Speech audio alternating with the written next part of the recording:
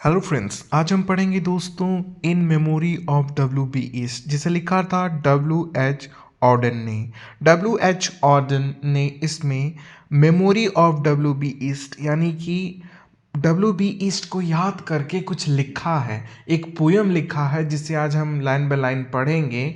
उसका पहला पार्ट, इसका 3 पार्ट है दोस्तों, जिसमें से पहले पार्ट को आज हम पढ़ेंगे और जानेंगे कि डब्ल्यू एच ऑर्डन ने आखिर क्या मेमोरीज डब्ल्यू बी ईस्ट की इसमें बताई हैं। इसे लिखा गया था 1940 में, और जैसा कि मैं आपको बता चुका हूँ, इसे 3 पार्ट्स में बांटा गया है। पहले पार्ट में W H Auden W B ईस्ट की यादों को दर्शाते हैं। उसके बाद दूसरे पार्ट में वो खुद उससे बात करते हैं, जिसका टाइटल था conversation with east.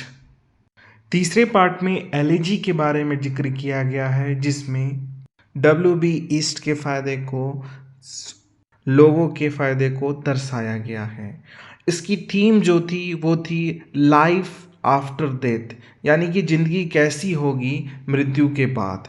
Power and human conditions को भी ये दर्शाती है। तो आइए अब हम पोएट के बारे में जानते हैं, जिससे हमें और अच्छे से समझ में आए। Wystan Hugh Auden, W H Auden का पूरा नाम, जिनका जन्म हुआ था 21 फरवरी 1907 में और इनकी डेथ हो गई थी 29 सितंबर 1973। यह एक एंग्लो अमेरिकन पोएट थे। इनकी वर्क्स को ले लिया जाए तो वो हमेशा पॉलिटिकल, मोरल और लव और रिलीजियंस थीम में होती थी। इनकी फेमस वर्क को ले लिया जाए वो थी consider in memory of W B ईस्ट, जिसे आज हम पढ़ेंगे the unknown citizen and who's who. तो ये थे दोस्तों वेस्टर्न ह्यूज ऑर्डन यानी कि डब्ल्यू एच ऑर्डन। आइए अब हम पोएम को पढ़ते हैं और लाइन बाय लाइन इसका मतलब जानते हैं। He disappeared in the depth of winter. The brooks were frozen. The airport almost deserted. जब विलियम बटलर ईस्ट का डेथ हुआ तब वो समय था डेथ ऑफ विंटर, यानी बहुत ही ठंडे का समय था, और उस टाइम ब्रुक्स भी जम चुके थे, फ्रोजन हो गए थे। एयरपोर्ट जो ऑलमोस्ट डिजर्टेड हो गया था, यानी रेगिस्तान में जैसे खाली पना होता है, वैसे एयरपोर्ट में कोई भी फ्लाइटें उड़ नहीं रही थी, खाली पड़ा था चारों ओर। And snow disfigured the public statue. The mercury sank in the month of the dying day. Snow, बर्फ की चादर जो थी वो पब्लिक स्टैचू, जो बाहर पब्लिक में स्टैचूज लगे होते हैं, उस पर ऐसी बिछ गई थी कि हमें उसका शेप भी नहीं दिख रहा था, वो डिसफिगर्ड हो गई थी। मरकरी सैंग यानी थर्मामीटर जो होता, आपने देखा होगा बुखार चेक करने वाला, तो वो ऐसा लग रहा था मानो वो डाइंग डे के मुंह में चला गया है, यानी कि मृत्यु वाले दिन में इतनी ठंड है। What instruments we have agree the day of death was a dark cold day. What instrument यानी कि क्या इंस्ट्रूमेंट अगर हमें मिले, कुछ भी इंस्ट्रूमेंट, तो उससे हम एग्री होते हैं, यानी ये मान सकते हैं कि वो जो डे था वो एक डार्क कोल्ड डे था। के बाद वो नेक्स्ट पैरा में आते हैं और लिखते हैं, far from his illness the wolves ran on through the evergreen forests.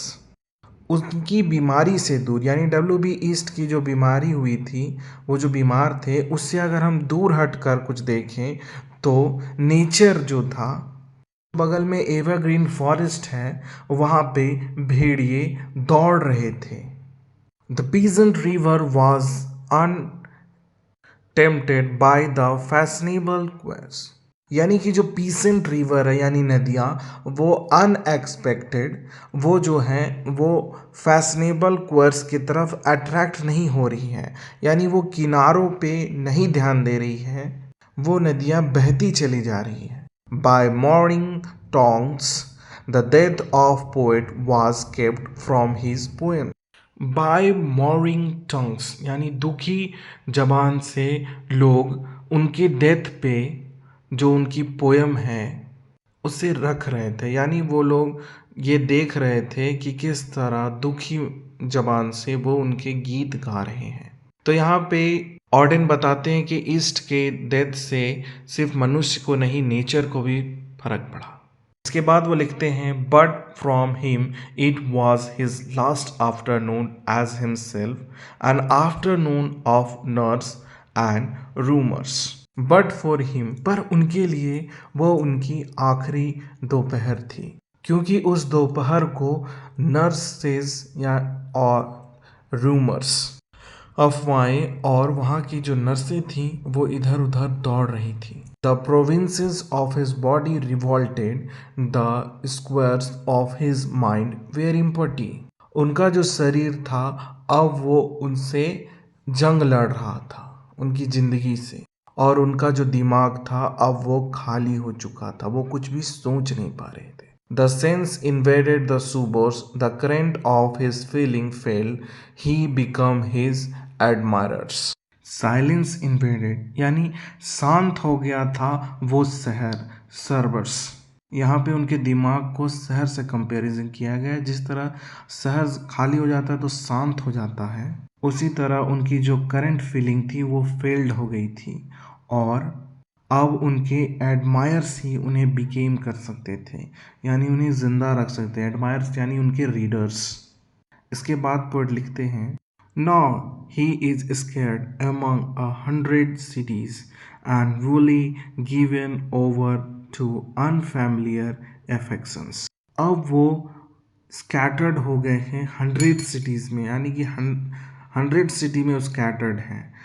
कैसे स्कैटर्ड हैं? जो उनकी पोएम्स को पढ़ेंगे 100 सिटी के लोग तो वो उन्हें याद करेंगे। एंड वोली गिवन, वो अनफैमिलियर अफेक्शन से ही जाने जाएंगे, यानी अब वो किसी के साथ फैमिलियर नहीं हो पाएंगे क्योंकि वो रहे नहीं, लेकिन उनकी पोएम के द्वारा लोग उन्हें जानेंगे।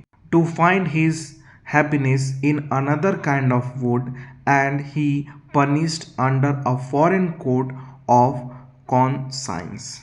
अब उनकी खुशियाँ जो हैं वो एक अनदर काइंड्स ऑफ वुड की तरह दिखेंगी, यानी वो उन पे डिपेंड करेंगी कि कैसा रीडर उनकी जो पोएम है उनको पढ़कर खुश होता है या नहीं। और उन्हें पनिश भी किया जाएगा, यानी उन्हें बुरा भला भी कहा जाएगा अगर उनकी पोएम को अलग ढंग से किसी ने समझ लिया तो। The words of a death man are modify in the gods of the living. वो जो मरे हुए इंसान के जो शब्द हैं, यानी उनकी जो पोएम है, अब उसे मॉडिफाई किया जाएगा, यानी उनके रीडर उसे मॉडिफाई करके, और उनकी पोएम का मतलब किस पे डिपेंड करेगी? लिविंग बींग्स पे, जो कि उनकी पोएम को पढ़ेंगे। इसके बाद पोएट लिखते हैं but in the importance and noise of tomorrow when the brokers are roaring like beats on the floor of the boards। But in the importance, पर क्या वो इम्पोर्टेंस रखेंगे कल के नॉइस पे?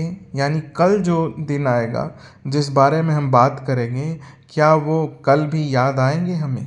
नहीं। और ना ही उन ब्रोकरों को जो कि दलाल हैं, वो अपनी चीज़ों को चिल्ला चिल्ला कर बेचेंगे, अपनी बिल्डिंगों के फ्लोर्स बेचेंगे वो दलाल, क्या वो उन्हें याद रखेंगे? नहीं।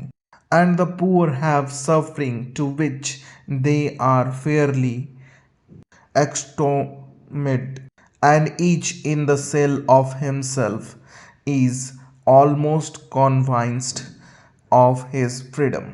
और जो गरीब लोग होंगे वो सफ़र करेंगे उसी तरह जैसे वो करते थे, यानी किसी के भी ज़िंदगी में कोई बदलाव नहीं आएगा कल तक, चाहे वो अमीर हो, चाहे वो दलाल हो, चाहे वो गरीब हो। हम ये सोचते हैं कि जो सेल्स हैं हमारे बॉडी में वो हमारे लिए काम कर रहे हैं और हम आज़ाद हैं, पर हम अपने ही बॉडी में कैद हैं। A few thousand will think of this day as one thinks of a day when one did something slightly unusual। कुछ ही लोग, कुछ ही थाउजेंड्स लोग होंगे जो इस दिन को याद करेंगे और कुछ ही यह सोचेंगे कि इस दिन में ये क्या दुखद घटना हुई थी। इसके बाद लास्ट की 2 लाइनों में लिखते हैं what instrument we have agree the day of his death was a dark cold day. जो भी इंस्ट्रूमेंट हमारे पास है उसे अगर आप उस दिन को नापिएगा यानी उसके जो ठंडा को नापिएगा तो वो डार्क कोल्ड डे था। यहाँ पे डार्क का मतलब है दुखद दिन और दुखद ठंडी दिन थी वो जिस दिन डब्ल्यू बी ईस्ट हमें छोड़कर चले गए। ये थी दोस्तों डब्ल्यू बी ईस्ट में लिखी डब्ल्यू एच ऑर्डन की poem in memory of W B ईस्ट। आपको मेरी एक्सप्लेनेशन अच्छी लगी तो लाइक करें, शेयर करें, सब्सक्राइब करें। मैं आपसे मिलूंगा नेक्स्ट स्टोरी में, तब तक के लिए जय हिंद दोस्तों।